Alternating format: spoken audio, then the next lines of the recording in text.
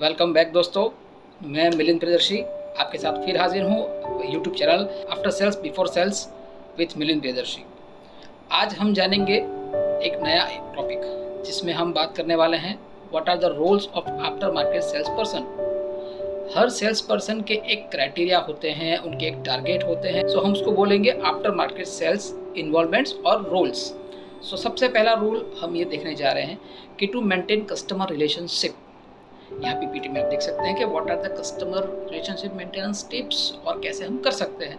So first of all again just check it out. From my learnings and experience and observations, I had tried to explain some of the roles or describe some of the roles, जिसमें सबसे पहला ये मैंने लिखा है कि maintain healthy relationship with customer। बाकी number of roles हैं जिसमें से हम वन बाय वन देखेंगे हर एपिसोड में। अब सबसे पहला आपके लिए हम बात कर रहे हैं कि कैसे इसको मेंटेन किया जाए। अब आपकी प्रोडक्ट कितनी भी अच्छी हो, आपका बिजनेस कितना भी अच्छा हो, आपके नंबर ऑफ कस्टमर्स बहुत ज़्यादा हो, इसका मतलब ये नहीं कि आपके सारे कस्टमर खुश है या तो आपके जो रिलेशंस हैं वो फ्यूचर लॉयल्टी में कन्वर्ट होंगे। That is not sure. इसे कैसे आप श्योर कर सकते हैं? तो इसके लिए आपको एक एनालिटिक्स की ज़रूरत पड़ती है। किस एनालिटिक्स की?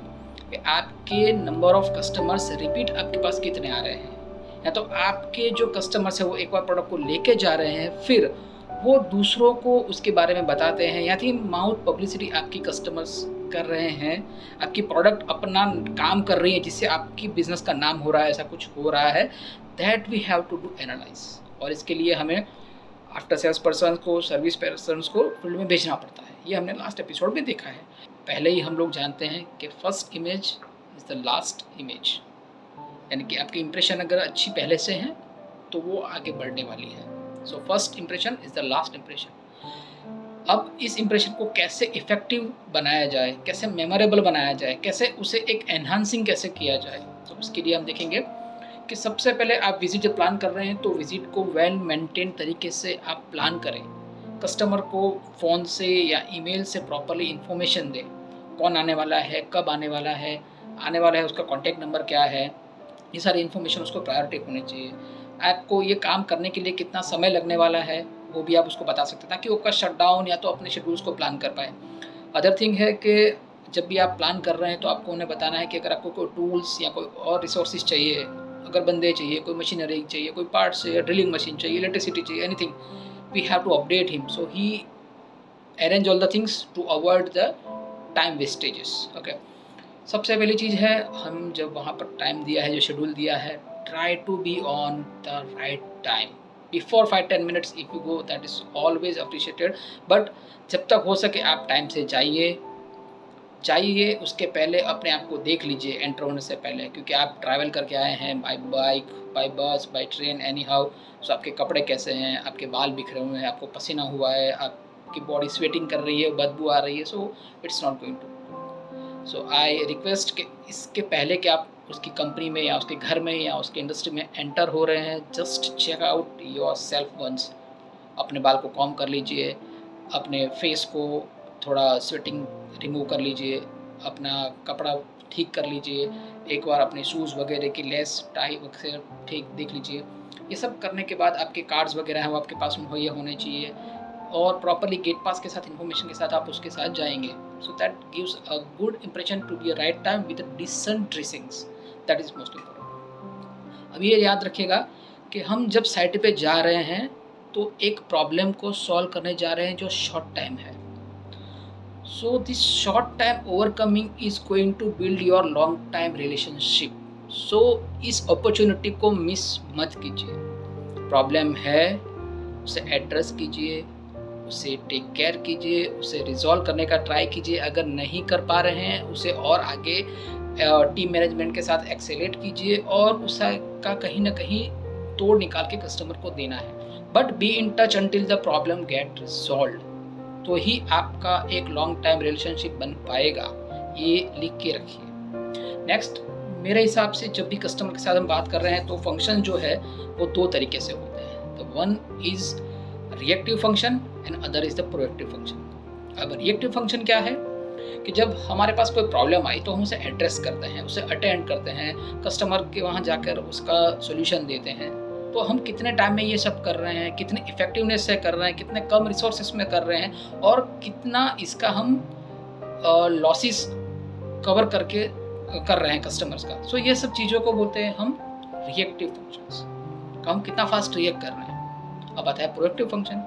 अब आपका कस्टमर के साथ रिलेशन बन गया है, आपको पता है कि कस्टमर अच्छी तरह अब चीज़ को यूज़ कर रहा है, उसके पास प्रोडक्ट का ईजी मेंटेनेंस मैनुअल भी है, सब कुछ है।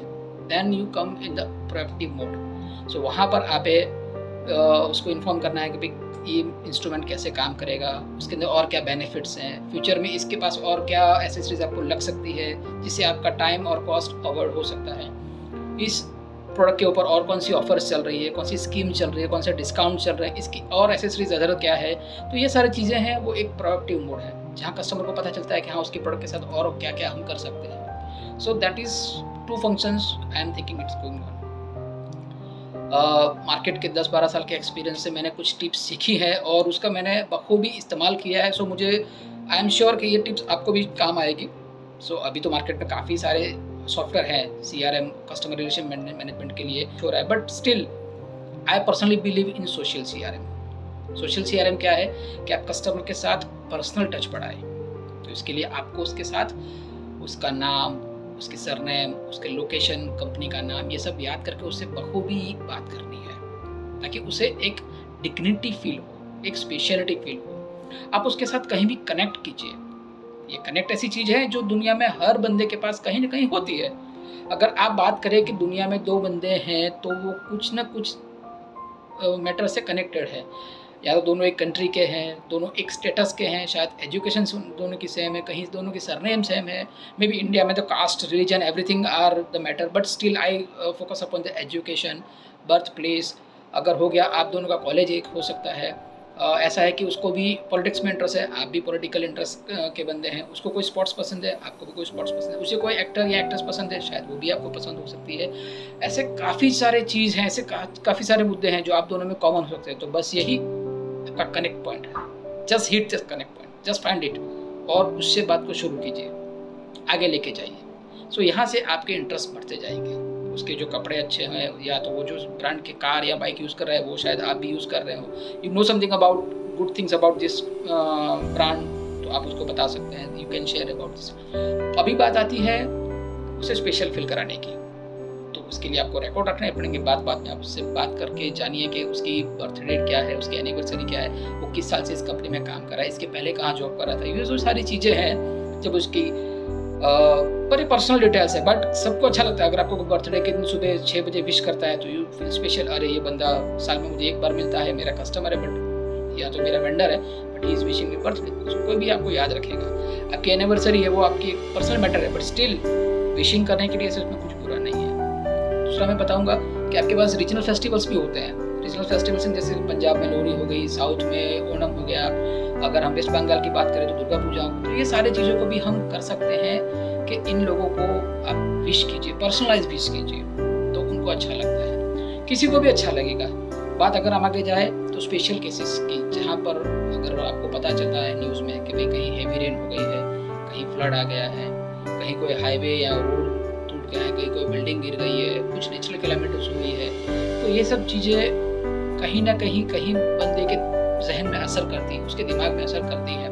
तो ऐसे टाइम पे आप मानो कि उसको कॉल नहीं कर सकते तो एटलीस्ट उसको एक SMS भेज सकते हैं कि I heard about this nature calamities और this incident in your region, I hope you, your friends और your families are well and safe, please take care. Like एक छोटा सा मैसेज भी हम उसको कर सकते हैं। So that is going to be very useful. आगे बात करते हैं कि उसे एक पर्सनलाइज की कस्टमर्स का आप लिस्ट बना दीजिए। इस लिस्ट को आप एवरी वीक शेड्यूल में डाल दीजिए कि भाई मुझे आज मंडे है तो मेरे जो केमिकल इंडस्ट्रीज के कस्टमर्स हैं उनको मैं बात करूँगा। ट्यूसडे है, आज मैं फार्मा इंडस्ट्री के लोगों से बात करूँगा। आज वेडनेसडे है, मैं चॉकलेट और फूड कंपनी के लोगों से बात करूँगा। तो इस तरह से आपको बनाना पड़ेगा शेड्यूल, क्योंकि अगर आप एक बड़ी पोजीशन पे काम कर रहे हैं और आपके पास मानो कि 500, 1000 या 5000 कस्टमर का लिस्ट है, तो आप हर किसी को हर रोज़ कॉल नहीं कर पाएंगे।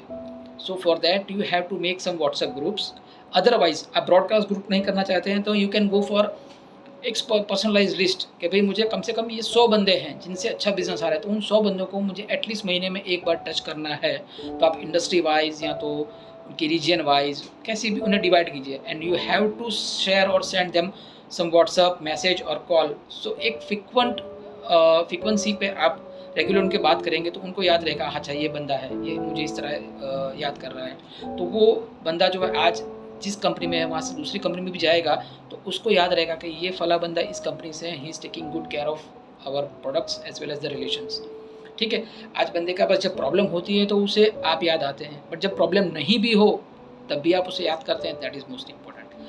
और जब भी आपको पता चले कि भाई वो बंदा बीमार था या तो उसके फैमिली में कोई बीमार था, किसी की डेथ हो गई है, उसके नियर बाय कोई दिक्कत वाली बात हुई है और आपको किसी और से पता चला, उसकी कलीग से या उसके बॉस से, कि भाई वो तो छुट्टी पर है क्योंकि बीमार चल रहा है, उसके माताजी का या पिताजी का देहांत हो गया है या तो उसके बच्चे बीमार है, something else, anything in the family.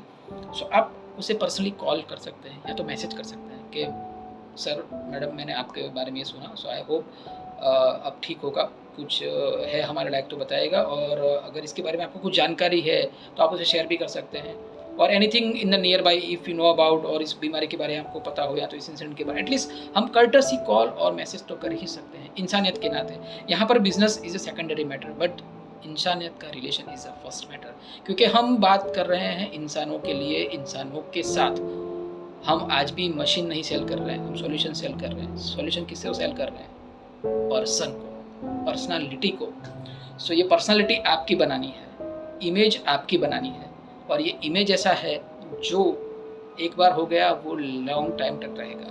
तो आपकी हो या आपकी कंपनी की हो, आप एक इमेज ऐसी क्रिएट करें ताकि बंदे को याद रहे कि if the problem comes this guys are the first. I hope you got this very good message and आप लोगों को अच्छा लगा होगा। हम नेक्स्ट वीडियो में बात करेंगे एक और क्वालिटी के बारे में जो आफ्टर सेल्स पर्सन के साथ होनी चाहिए। तब तक के लिए थैंक यू वेरी मच। इससे लाइक और सब्सक्राइब तो करना ही है। Thank you.